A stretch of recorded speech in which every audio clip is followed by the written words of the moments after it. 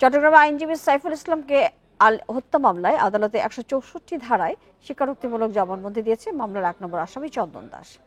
বিকেলে metropolitan magistrate কাজী শরীফুল ইসলামের আদালতে জবানবন্দি দেন তিনি।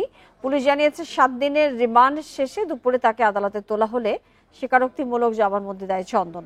সহযোগী রিপনকে নিয়ে আলিফকে কুপিয়ে হত্যার কথা আদালতে স্বীকার করে চন্দন।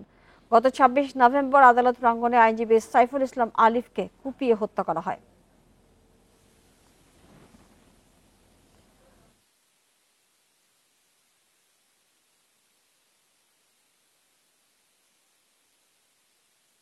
সে নিজেও ক্রিজ দিয়ে কোপ দিচ্ছে দুইটা, তারপরে ওই যে রিপন বটি দিয়ে ঘাড়ে কোপ মারছে দুইটা।